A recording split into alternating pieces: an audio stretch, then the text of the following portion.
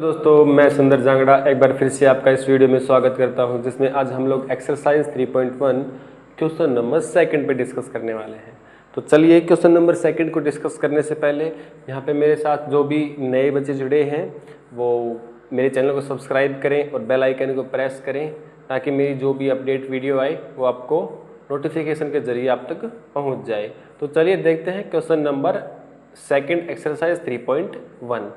तो question number second में जो हमें कंडीशंस दे रखी हैं, पहले उन्हें रीड कर लेते हैं, अच्छे से समझते हैं, फिर उसके बाद इसके सॉल्यूशन पे चलेंगे। तो सबसे पहले कह रहा है कि the coach of cricket team by कितने बैट, 3 बैट्स। मैंने मेन पॉइंट्स को अलग अलग कलर्स में रिप्रेजेंट कर रखा है। तो क्या कह रहा है, 3 बैट्स बाई किए और उसके साथ 6 बॉल्स, कितनी, 6 बॉल, 4 इतने में, ठीक है। मतलब हमें जो 3 बैट और 6 बॉल्स, ठीक है, 3 बैट और 6 बॉल एक साथ लेके आए मार्केट से, और उनके लिए उन्होंने पे कितना किया, 3900। अच्छा, लेटर सी बाई अनदर, बाद में एक और लड़की है जिसने बाई किए another bat and 3 more balls, ठीक है। एक लड़की जो है, जो कोच जो है, उसने बाद में एक बैट और 3 बॉल्स, ठीक है, एक बैट और 3 बॉल्स सेम काइंड फॉर कितने रुपए में, इतने रुपए में बाई किए, ठीक है। पहले तो 3 बैट और 6 बॉल इतने में बाई किए, बाद में एक बैट और 3 बॉल इतने रुपए में बाई किए। इन दोनों कंडीशंस को हमें रिप्रेजेंट करना है ग्राफिकली मेथड से और एल्जेब्रिकली मेथड से। तो सबसे पहले हम लोग एल्जेब्रिकल मेथड में इसे रिप्रेजेंट करते हैं। तो हमें ना तो हमें बैट का प्राइस पता है और ना ही हमें बॉल का प्राइस पता है। तो जो प्राइस हमें नहीं पता उसको हम लेट कर लेंगे। तो सबसे पहले मैं लेट कर दे रहा हूं बैट का प्राइस। तो लेट, यहां पे लिख देंगे सॉल्यूशन।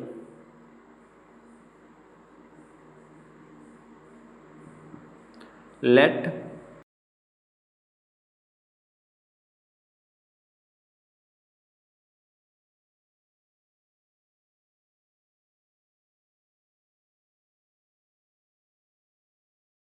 एक बैट का जो प्राइस है वो हमने लेट कर लिया XRS। अच्छा, ball late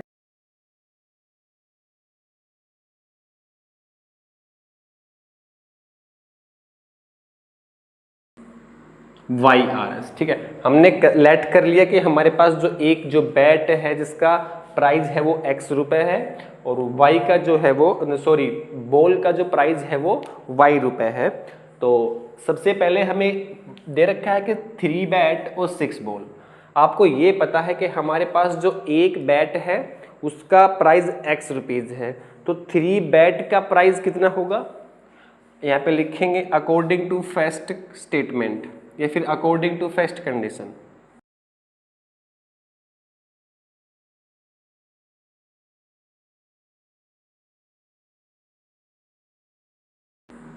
according to first condition एक बैट का प्राइस X रुपये, तो 3 बैट का 3X, प्लस एक बॉल का प्राइस Y रुपीज, तो 3 बॉल्स का प्राइस कितना होगा, 6Y। इन दोनों के लिए हमने कितने रुपए पे किए, 3900। तो ये हमारे पास फर्स्ट इक्वेशन हो गई। अब इस इक्वेशन को थोड़ा और इजी करने के लिए 3 यहाँ पे तीनों में कॉमन है, तो 3 इस तरफ कॉमन निकाल के उस तरफ ले जाके डिवाइड कर देंगे। तो 3 यहाँ पे कॉमन निकालेंगे, 3X plus 2Y is equal to 3900। अब 3 को उस तरफ से काट देंगे तो कटने पे यहाँ पे ये हमारे पास बचेगा 1300। तो ओवरऑल हमारे पास जो इक्वेशन बन के आई है वो ये होगी, ठीक है। ये है हमारे पास फर्स्ट इक्वेशन।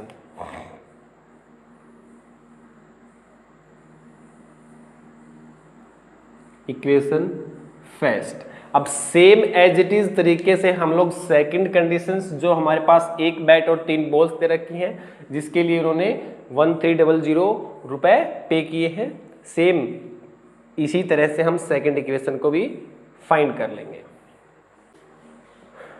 तो सेकंड इक्वेशंस के लिए मैं यहाँ पे सिंप्लीफाई कर दे रहा हूँ, तो लिखेंगे अकॉर्डिंग टू सेकंड कंडीशन,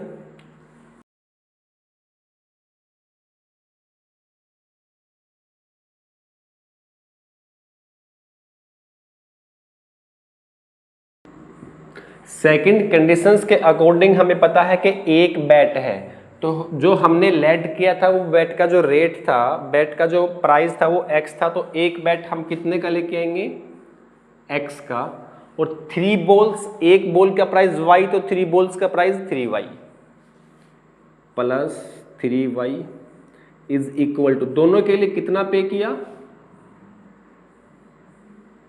ठीक है। और ये हमारे पास हो गई हमारी सेकंड इक्वेशन।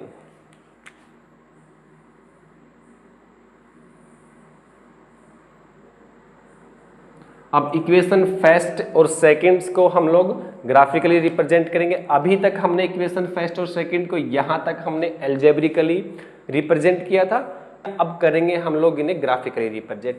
ग्राफिकली रिप्रेजेंट करने के लिए हमें वो ही टाइप करनी है जो हमने फर्स्ट वाले क्वेश्चन में किया था। सबसे पहले रेक्टेंगल बॉक्स बना लेंगे, बॉक्स में यहां पे बना दे रहा हूं आपके लिए। तो इक्वेशन फर्स्ट का बॉक्स बनाया मैंने यहां पे, हर एक इक्वेशंस के लिए एक बॉक्स बनेगा।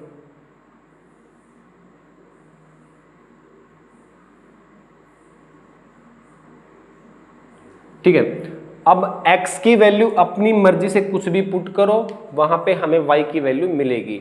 तो x की वैल्यू यहां पे अपनी मर्जी से पुट करेंगे, कोई भी वैल्यू पुट कर लो आप अपनी मर्जी से, x की वैल्यू आप यहां पे पुट करेंगे, y की वैल्यू आपको वहां मिलेगी। तो यहां पे मैं x की जो वैल्यू है वो पुट कर दे रहा हूं 100, ठीक है। अपनी मर्जी से कोई भी पुट करो ताकि हमें सिंप्लीफाई करने पे थोड़ा इजी रहे और अच्छे से समझ में आए। तो x की वैल्यू मुझे लग रहा है कि यहाँ पे 100 पुट कर देते हैं, ठीक है। तो 100 मीन्स मैंने x की जो वैल्यू है वो 100 पुट किया, तो x की जगह 100 रखेंगे तो क्या मिलेगा, 100 plus 2y is equal to 1300, और 100 उस तरफ जाएगा तो कितना हो जाएगा, 12/200, और यहाँ पे ये कैंसिल आउट होके 600 पे कैंसिल होगा, ठीक है। तो y की वैल्यू हमें क्या मिली, 600। जैसे ही मैंने x की वैल्यू को 100 रखा तो y की वैल्यू मिली मुझे 600। अब हम इतने करने के बाद x की वैल्यू हमने पुट किया, y की निकली। अब y की कोई भी वैल्यू पुट करेंगे तो x की हमारे पास वैल्यूज आएंगी। y की वैल्यू हम लोग यहाँ पे 500 पुट कर दे रहे हैं, तो y की वैल्यू यहाँ पे 500 पुट करने पे क्या मिलेगा, यहाँ पे मिलेगा 500, यहाँ पे पुट करेंगे, मैं यहाँ पे इसको सिंप्लीफाई कर दे रहा हूँ, 500 पुट करेंगे तो ये हो जाएगा x प्लस 1, ठीक है। इसके बाद इसे सिंप्लीफाई करेंगे, उस तरफ जाएगा तो x की वैल्यू यहाँ पे हमें 300 मिलेगी, ठीक है। तो जैसे ही मैंने y की वैल्यू 500 पुट किया तो x की वैल्यू कितना मिला, 300। तो ये जो बॉक्स है हमारा इक्वेशन फर्स्ट के लिए। अब एज इट इज बॉक्स हम इक्वेशन सेकंड के लिए बनाएंगे। तो सेकंड के लिए भी मैं यहां पे बना दे रहा हूं।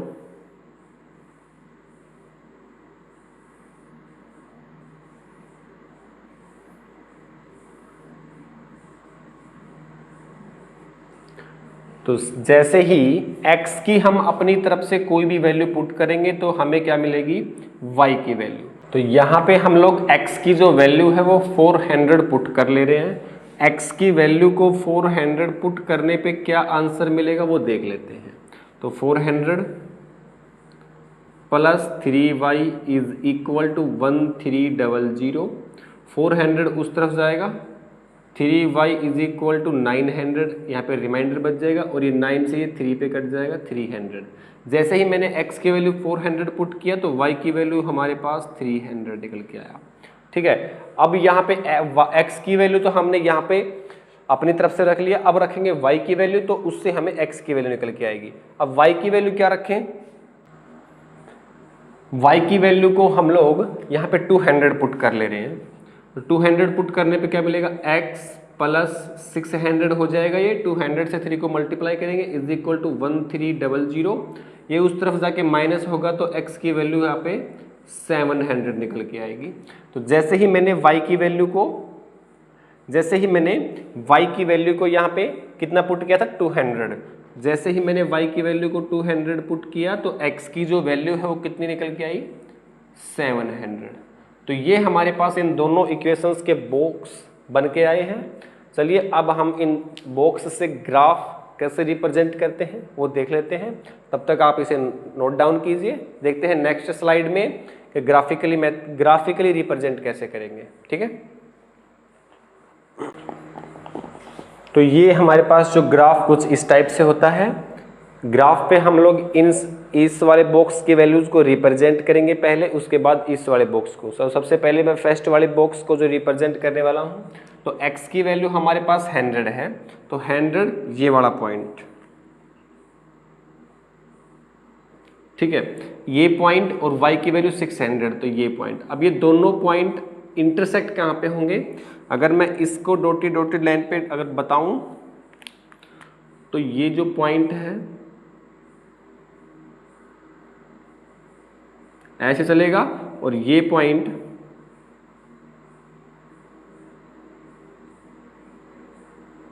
यहां पे ऐसे आएगा।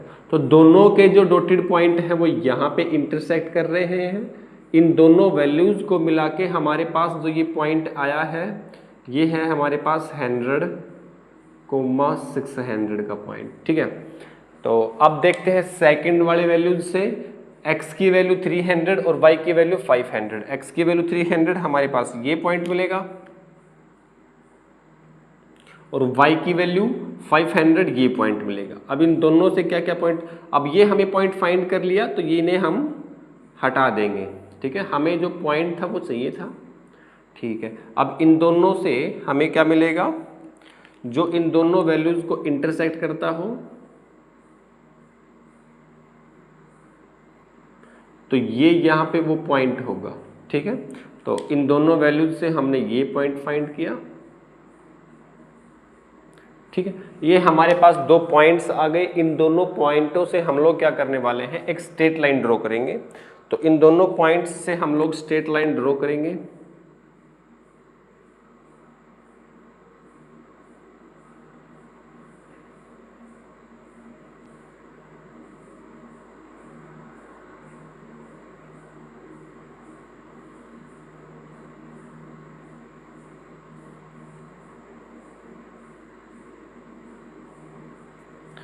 इस दोनों पॉइंटों से हमने ये स्ट्रेट लाइन ड्रॉ कर दी। अब एज इट इज सेम जो हम यहाँ पे इस पे करेंगे, तो x की वैल्यू 400, x की वैल्यू हमें 400 ये वाला पॉइंट, y की वैल्यू 300 ये वाला पॉइंट। इन दोनों पॉइंटों से हमें जो वैल्यू है वो ये वाला पॉइंट मिलेगा, यहाँ पे ये वाला पॉइंट मिलेगा हमें। ठीक है, तो इन्हें हम लोग फिर से रफ कर देंगे। तो एक तो पॉइंट हमारे पास ये हो गया, और सेकंड में x की वैल्यू 700 ये वाला पॉइंट और y की वैल्यू 200 ये वाला पॉइंट। तो इन दोनों से हमें यहाँ पे कहीं पॉइंट मिलेगा। यहाँ पे मैं रफली कर रहा हूँ, लेकिन आपको स्केल वगैरह से ग्राफ पेपर पे करना पड़ेगा। इसको रिप्रेजेंट करेंगे तो ये दोनों लाइनें ऐसे इंटरसेक्ट होंगी। ठीक है जी, हाँ बिल्कुल ठीक है। यहाँ पे तो आपको पैरेलल दिख रही होंगी, लेकिन ये पैरेलल होंगी नहीं। ठीक है, तो कहीं ना कहीं जाके ये इंटरसेक्ट करेंगी। इसके बारे में हम लोग नेक्स्ट एक्सरसाइज में डिस्कस करेंगे। यहाँ के लिए हमें बस इतना ही बताया गया था कि इन वैल्यूज़ को, इन कंडीशंस को हमें ग्राफिकली रिप्रेजेंट करना है, और ये हमने इस क्वेश्चंस में इसे ग्राफिकली रिप्रेजेंट किया। चलिए मिलते हैं एक्सरसाइज 3.1 क्वेश्चन नंबर 2 में।